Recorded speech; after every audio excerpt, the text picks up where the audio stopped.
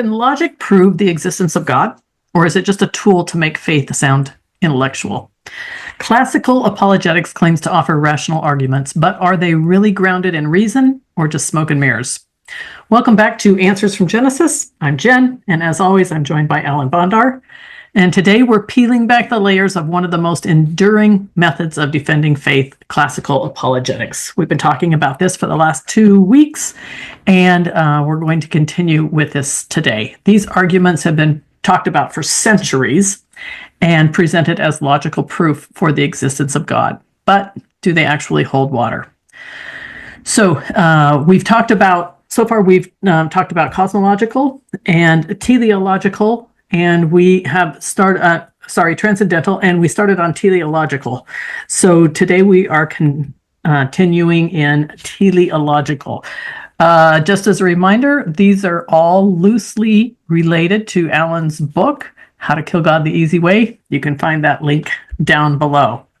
So, Alan, let's talk about, let's just remind everyone about the teleological argument. We started on that one last week, and let's pick up on from there.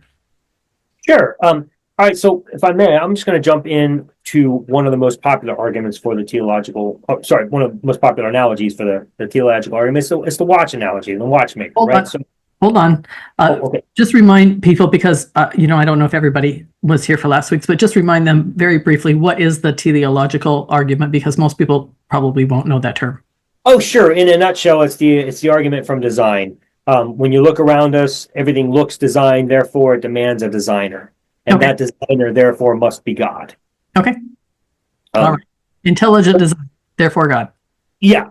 Well, I mean, hopefully, if you're being honest with yourself, you can see just right out the gate that kind of sounds like a giant leap and very silly to just assume if there's a designer, it must be God. Okay, like we talked about last week, even if we grant the argument that there's a designer, how does that prove God? It just proves that there's a designer. We don't know what that designer is. So there's 1,000 possibilities between here granting designer and saying it's Yahweh or Elohim or whatever God you say it is. Like, who knows what it is between there? You'd have to have faith to say it's that particular God, So, so the teleological argument at the end of the day, even if it's granted as a proof of some designer, it does not prove you're God. You have a lot of work to do between here and here to prove that it's Yahweh or whatever God you believe in. So it's a very, very fallacious argument. But just to deal with it, let's just say for the sake of argument, we grant it. One of the analogies for the teleological argument is the watch and the watchmaker. When you're walking on an ocean front or whatever, and you look down and you see a watch, and you know inherently that it demands a watchmaker. And this analogy supposedly proves that the universe has an intelligent designer, because if you see a watch and it demands a designer, surely everything else demands a designer. Well, no, it doesn't. I mean, that is a terrible analogy to prove that the universe demands a designer. There is a vast difference between a watch and a rock. You're walking down the beach and you look and you see a rock. You're not going to say, I wonder who created the rock. Nobody does that, because rocks are a part of nature. They're just inherently there. Nobody looks at the rock and say, I wonder what human being designed this and shaped it. Whereas with a watch, a human created it, because we have empirical knowledge and experience that when you see a watch, a watchmaker made it, or at least multiple people in the process of watchmaking made it. So that somebody made these parts and somebody made that part and this part and this part, and then somebody put it together. Watches don't just fall out of the sky, because we are humans and we see this. We have experiential knowledge about this. We know watches are made by humans. So yes, if I see a watch, that demands a watchmaker. I'm not going to argue that. But if I see a rock, in what way does that demand a designer? In what way did that demand God? Number one, we've never been able to prove God empirically whatsoever. There's no evidence for a God at all. to jump to some rock and say, aha, there's a rock, therefore that proves God. No, it doesn't. All it proves is you found a rock. It doesn't prove that it came there through evolution. It doesn't prove if it was made by energy. It doesn't prove if it was made by the flying spaghetti monster. It doesn't prove anything. It just proves you found a rock. There's no empirical knowledge we have as humans to demand that there is a creator of a rock.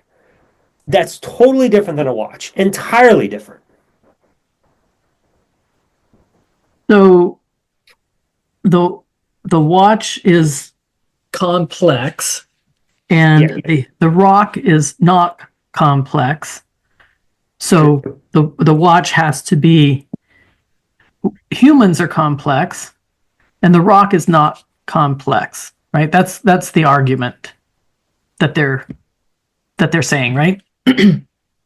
Yeah, so the theory is because watches are complex and humans are complex, therefore there must be a complex designer for the human.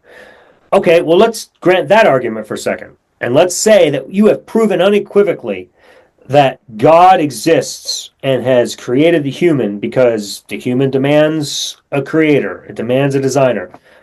Okay, wasn't God complex too? And if God's complex, then don't we have to take it a step further and say who designed God? And whatever that designer is has got to be even more complex than God. So who designed that? It's the infinite creator designer idea. There's no way that this ever ends. You can't just say, well, no, it stops at God because he's infinite. How do you prove that? Now you've got a whole other issue on your hands. Now you've moved from intelligent design to trying to prove that this intelligent designer is infinite and was never created. How do you get there? Again, we're dealing with empirical arguments here, and if you're going to deal with empirical arguments, then you got to deal with them consistently. You can't just abandon ship when you get to your God that you like and say, oh, well, now you got to stop at faith and believe that it's this God. That's not fair. You can't just jump ship because you think you want to prove it by faith whenever you get there. Right. So, can anything complex, natural things that are complex, is there any way that could happen from natural selection? Of course. Sure. And so, because we adapt to our environment. Can you give us an example of that, or? Yeah, I mean, just humans in general have been demonstrated to have evolved from monkeys, gorillas. You know, we have come from that species. And evolution is often misunderstood, as I misunderstood it as a Christian, because again, it was poo-pooed because all I was willing to do is go to the nearest monkey and say, well, that's ridiculous. I didn't come from that monkey, and if I came from that monkey, then why does that monkey exist? You know, and that's the way we argue. But, you know, millions and millions of years has it taken for us to come to the state we have, and our ancestor from which we came no longer exists. It is extinct. But that ancestor has created different varieties of species. We are one of them. Our fellow monkeys that we see are also one of them. No, we're not exactly the same, but we've each adapted to our environments. And so this is not something that I need faith for. This is something science has been able to prove experientially and through the evidence of evolution, that this is an absolute fact that evolution has produced where we are today, and we've come from ancestors. So that's totally different than saying, oh, I have faith that God made me. It's not even remotely in the same ballpark.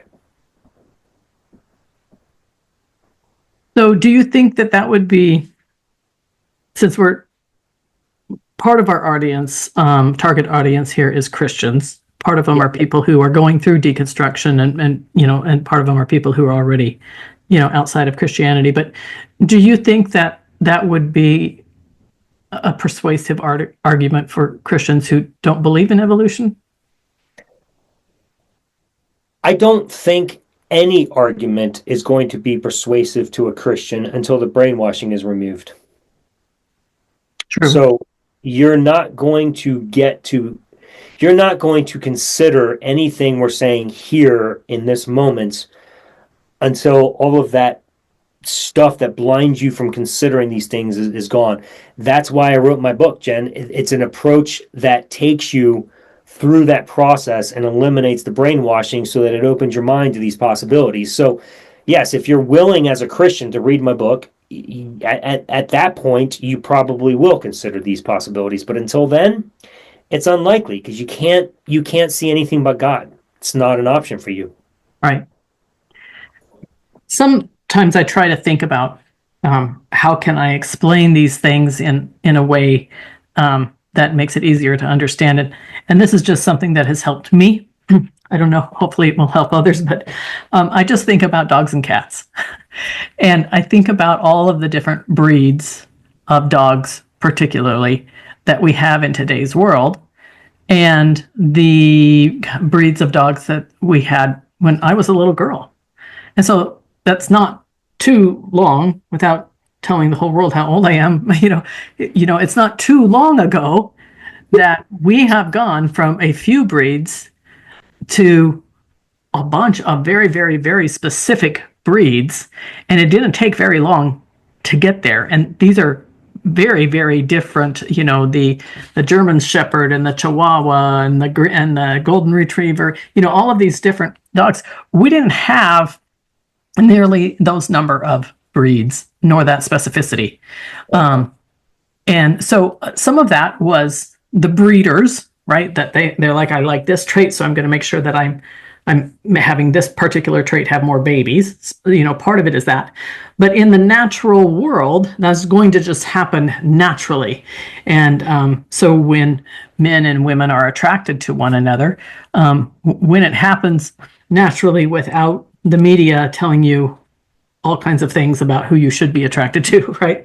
Without all of that other stuff happening, and just naturally, they have found that most people are attracted to someone who is more similar to them. And so if you have a blonde who marries a blonde, it's likely that they're going to have more blonde kids, and that blonde trait is going to, go on and on and on.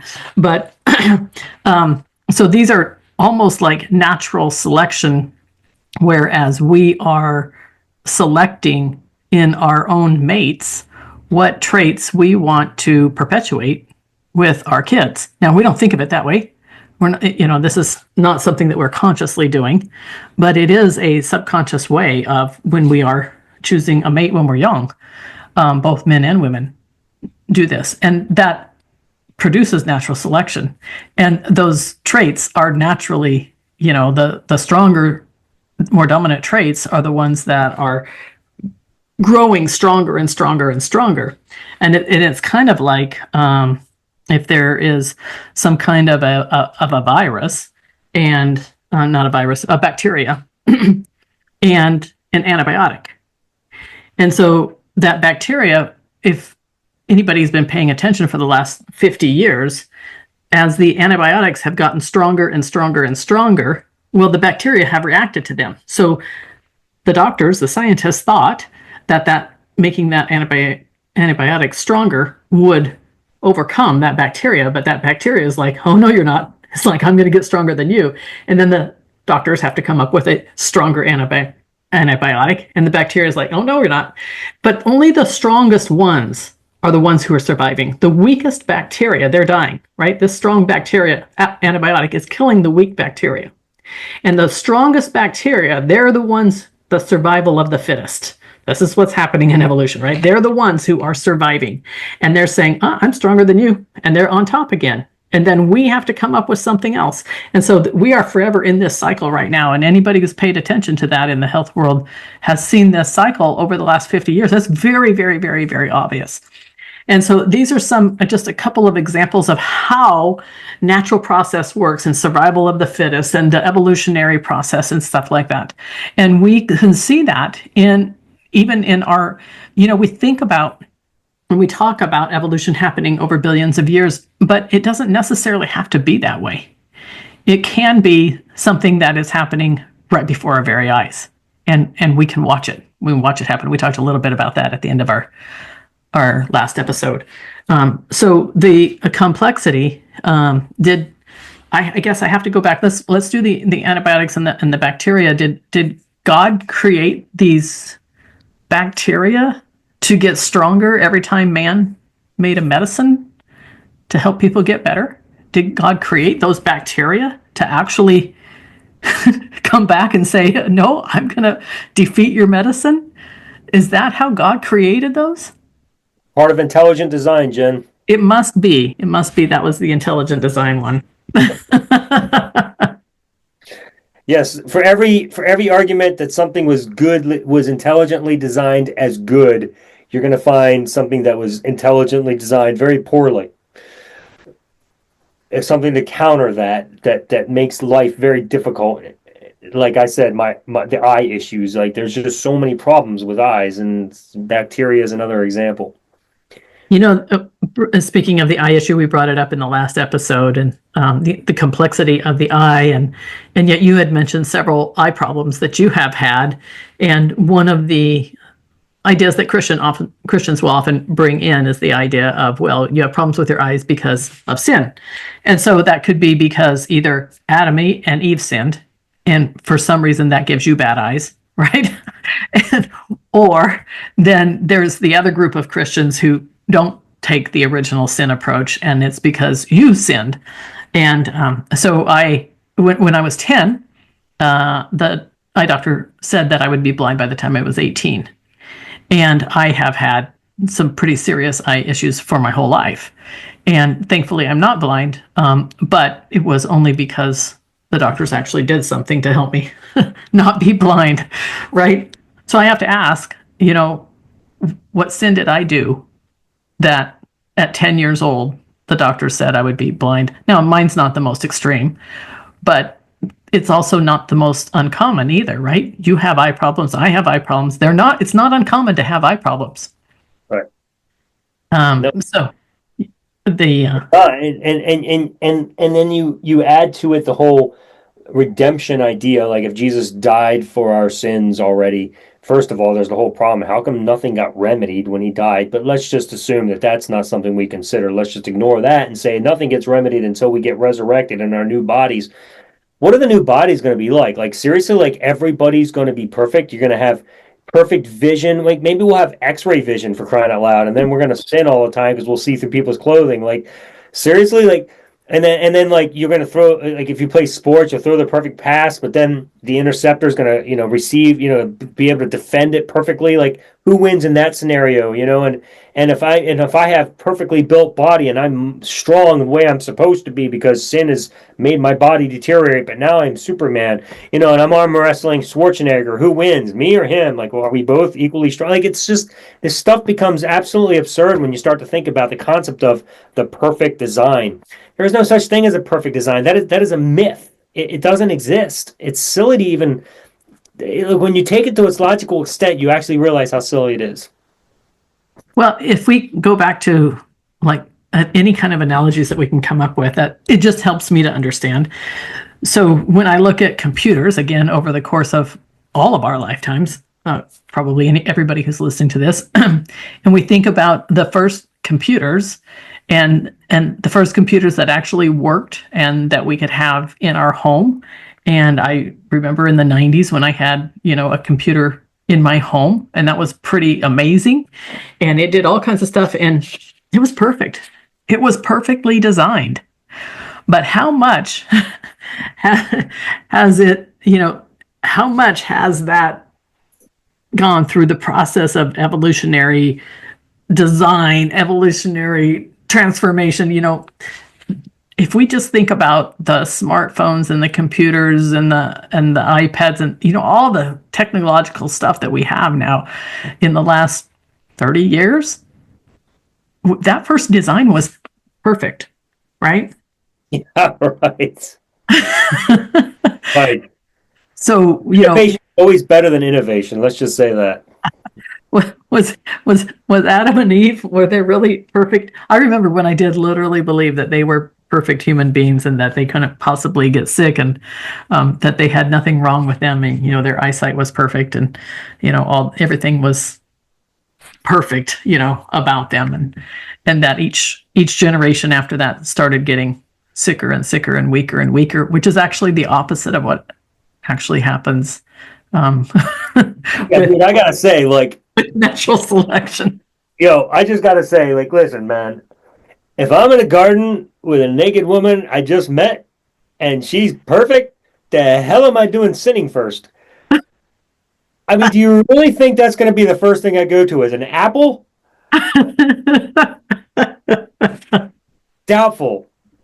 So yeah, that just the whole thing just doesn't. That whole story doesn't add up. Well, that's a whole nother story, but That's all. And now for the rest of the story. um, but yeah, no, we can see, just throughout time, even just how much larger our bodies are and how much taller we are, than and then there are different times when there were giants. We do know that there were times when there were giants because we have bones. We have uh, skeletons from giants, but for the most part, the human being has grown stronger and taller and more bulky, and we've got some serious sicknesses going on right now, but for the most part, we're living a lot longer than humans have in history, and so that is the evolutionary process that we are, just watching in real life, and of course, we didn't live 969 years like Methuselah, so I don't know. We missed the boat on that one, Alan. Yeah. Well, we know it's a true story, so how can we question it, Jen? I don't know, but I forgot to set the timer today, so I think that is about the end of this. Did you have anything else for this particular section? Not particularly. No. We got two more arguments that fall under the cosmological argument, or the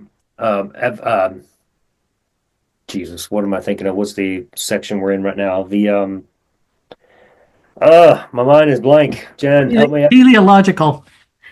Is that Yeah, one classical? of Is the that what you're saying? subcategories. We're in the classical section. Yeah, classical evidentialism. Thank you, or classical arguments. Sorry, evidentialism is what we're going to next. But yeah. So we got two more little subsections here in the classical apologetics. So we'll deal with that the next week. But no, I mean this is fun. I mean it's great to discuss because all of these arguments, and I'm just going to throw this out there as we close out. One of the things that we can absolutely say about all of these apologetical methods, even starting with this first one, classical apologetics, it is easy to just simply acknowledge that it falls short of proving the existence of God by the sheer nature of the fact that we have five other apologetic methods coming our way. If this method was sufficient to prove the existence of God, which has five subcategories of it trying to do it, if it did the job, why do you need four other apologetic methods? You don't. So the fact that they continuously have come up with new methods to try to prove the existence of God means that the other one hasn't done the job sufficiently. If I've proven the existence of God, I don't need anything else. Everybody's going to believe it, but nobody's proven it. If I prove unicorns exist, I don't need 15 arguments to do it. I need one. All I need is the one that's going to prove to everybody without equivocation that unicorns exist. And people are going to be like, holy crap, unicorns exist. It's that simple. But they don't. We can't prove it. We can't prove God exists. And that's why we have to venture for the next, I don't know how many weeks, looking at all these apologetic methods that all fall short of proving the existence of God because none of them sufficiently do it. So they have to come up with another one. And that's where we are, Jen. It really is. Well, I'm going to actually counter that. Hey, you do that. And, kind of based on the show I was telling you earlier that I watched, the science show that I watched today. So if we could prove one of these arguments, right? Let's say there's five in the section that we're dealing with. Yeah. If we could prove one of them, and it was true, then they should be able to prove 2, 3, 4, and 5 as well. Because if you prove one, but four of them are not true, well, then we still have, the balance is not very fair.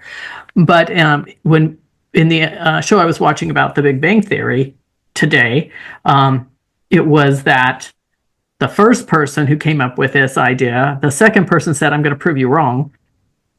They came up with a little bit different angle. Same theory, different angle, right? And they ended up agreeing. The third person came up with a little bit different angle. It was a different argument, right? Trying to prove those two wrong, they ended up agreeing. The fourth person, different angle. So they now have hundreds of scientists who have all come up with a different angle. Like, let's just say 600 different angles. And all those angles put together still prove the Big Bang Theory. If you were to take one of those out, they'd still have 599 angles. So just because you have one that proves it does not mean you don't need any others. And so I think the whole point of this show that I watched today was the preponderance of evidence shows that we have hundreds, literally hundreds of people who have looked at this every which way from Sunday, and they've all come up with the exact same conclusion. And if this idea of cosmology, the classical arguments that we're looking at, classical apologetics that we're looking at right now, if one of them were true, all of them would be true. And that's the opposite side that I'm going to take on that particular one. Because you're not going to, at this point, you're not going to convince me with just one.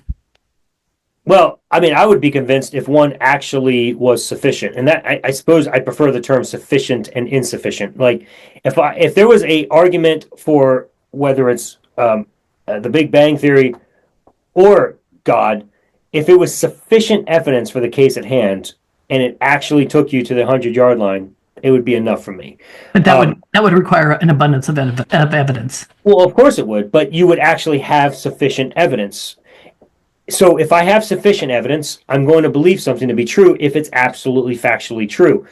And if it is absolutely factually true, then the rest of the possible arguments are also going to support that. Nothing's going to be able to contradict that. That's right. So, to your point, you're saying you have all these other views that came up and tried to contradict them, and none of them could because it's absolutely true, and so it's been able to prove it. That's different than saying one was insufficient. One would have been sufficient. The others just support that and prove that it's sufficient. In Christianity, though, when you're dealing with apologetics, we have none that are sufficient. All of them are insufficient. But if you gave me one, just one that was sufficient, you wouldn't even need the rest of them. Because even if you came up with more, they would all prove it. They would all substantiate it. They wouldn't contradict it. But as it stands right now, we have none. And that's the problem I have. So they don't contradict each other because none of them are true, right? So right. They don't. So I would use the term sufficient. What you need is sufficient evidence for the case at hand. That's what I keep arguing for, the case at hand. The case at hand is proving that Yahweh exists. That's what we need. And you cannot prove that with any of these apologetic methods. It just doesn't do the job. So that's where I'm at. It's insufficient. There is sufficient evidence to demonstrate the Big Bang. That's why I'm a preponderant believer in the Big Bang. Is there something else beyond that we've yet to discover? Probably, possibly, who knows? Maybe there's something even more. But as it stands, at least we know that is a fact. Like, it's a good, strong, supported theory, evidentially and empirically. There's no reason to deny it. But there's plenty of reason to deny God. Well, and on that note, just like with any addiction that you need to quit, once the brainwashing has been removed, you just pick a time and you stop. Absolutely. Just like when we're talking and going on and on, at some point, you got to stop. So I'm just going to stop with saying, make sure you like, subscribe, share, comment, please, and drop a tip in the chip jar. See you guys next time. All right. Until then, question your faith with answers from Genesis.